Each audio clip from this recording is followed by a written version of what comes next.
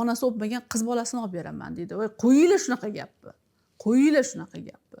Yomoni ketib, yaxshisi kelmayapti, ko'ryapmiz. 4 martadan 5 martalab uylanyapti yigitlar. Lekin o'sha kelin to shu xonadoningizga tushgungacha qancha qiyinchiliklarni, qancha zahmatlarni o'tkazgan, u o'zi biladi. U tashqariga chiqib hech narsani doston qilmagan.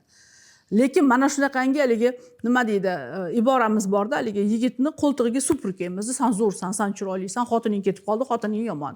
Yomonlamaylar, bilasizlar-ku yaxshiligini shu kelinni. Ishingizni qilgan, idish tovog'ingizni yuvgan, kiringizni yuvgan, ovqatingizni pishirgan, uyini sarishta qilib o'tirgan. Hech bo'lmasa rakursni bundoq almashtirib, yaxshi tomonlarini ham ko'ringlar. Inson sifatida yaxshi inson bo'lib chiqadi. O'sha suddan to'g'ri ayollar keladi. Gaplashamiz, ayol o'zgarishni boshlaydi, qarashlari o'zgaradi, xatolarini ustida ishlaydi, qayerdadir bo'shliqlar qolib ketgan, o'shalarni to'ldirishga harakat qiladi. Ayol o'zgarishni boshlagandan keyin uni baribir turmush o'rtog'i yaxshi ko'radi-da, kuzatayotgan bo'ladi. Qarasa, ayol o'zgaryapti. Nima bo'ldi senga? Men psixologga bordim, xatolarim ustida ishladim. Istasangiz siz ham boring, u ham keladi. Qarang. Yoki u mana bunaqa holatlar ham bo'ladi-da. Xotinni Instagramdan yotib olib kuzatadi. Xotini qaysi psixologga kuzatyapti. Topib kelganini qarang. Bu oila shunaqangi kerakli jarayonda, juda kerak hammaga. Chunki oilada inson maza qiladi-da. O'sha uyingizga kelganingizda xotirjamsiz, tinchsiz, halovatingiz borda. Ko'chada, ishda halovat yo'q. Biznesda ham halovat yo'q. Keyin sizni ayolingiz aytdimi kelishingiz ham yo'q deydi. Qarasam, sizni podpishchigingiz ekan, sizni kuzatar ekan, bitta intervyungizga like bosibdi. Ha, demak, mana shu opaga boryapti ekan xotinim deb, men o'zim topib keldim deydi. Ana endi meni ham ustimda ishlaysiz deydi. Bu zo'r-da, bilasizmi? Eng muhimi ajrashib ketmaslik. Lekin yechimgacha olib kelaman. Juda ham ko'p oilalar yarashadi, oldingizda turib, "Qani turing, kelingam" deyman. Bir-biringdan kechirim so'ra deyman. Erkak kishi kechirim so'rang deyman. "Manmi?" deydi. "Men emasman, oila boshi kim?" deyman. "Aqlli dono oila boshi, xatoni qildinglarmi? Kechirim so'rang ayolingizdan" deyman. Ayoldan kechirim so'rang, ayoli yig'laydi. "Yaxshi ko'rasizmi ayolingizni?" "Ha, yaxshi ko'rasanmi eringni?" "Ha, balo bormi urushib" deyman-da.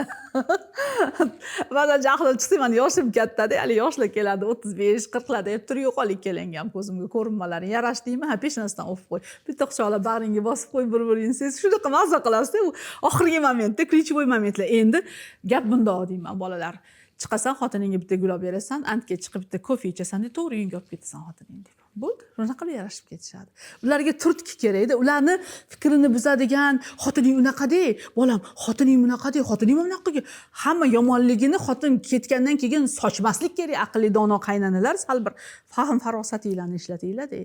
Uni o'zi nima qilishni bilmayotgan odamni biz battar qilamiz. Anta 3 ta bola, 4 ta bola. Shunaqa qilmanglar. Kelinni yomonlab yurmanglar orqasidan. Xotinini yomonlamanglar, o'g'linglarning xotinini. "Qo'y bolam, yomon ish qilding, lekin senda ham bor-da" deb bolangizni ayamang, bolangizni kamchiligini ko'rsatib bering. Aqlli dono qaynonalar shunaqa qiladi. "O'g'lim, senda ham bor-da, vaqtida kelmading uyga. Vaqtida qaramading, ayolingni ko'ngliga qaramading, yordam bermading, qiynaldi bolalar bilan, asabi tugadi, magniysi yetmadi, kalsiy kamayib ketdi, D3 yo'q, ayolingning nervni sistemasi izdan chiqib ketdi, qolganiga, chala qolganiga men unga bosim beraman, yaxshi ovqat qilmading, kirimni yuvmading, opalaringga qaramading, qaynigachilaringga qaramading deb men bosim beraman. Senga u gapirmaydi meni bosim berganimni, chunki sen uni ko'rmaysan" deb rostini aytinglar. Yomonlamanglar. Ko'p holatlarda yomonlab qo'yasizlar. Bo'ldi, ketgan kelin yomon. Lekin kelsa, ikkinchi yuzinglar bilan chiroyli kutib olasizlar. Unaqa bo'lmanglar. Bitta pozitsiyada turinglar va aqlli dono ayol pozitsiyasini ushlanglar har doim. Agar siz shu darsimizni shu joygacha yetib kelgan bo'lsangiz, demak oilangiz uchun befarq emassiz.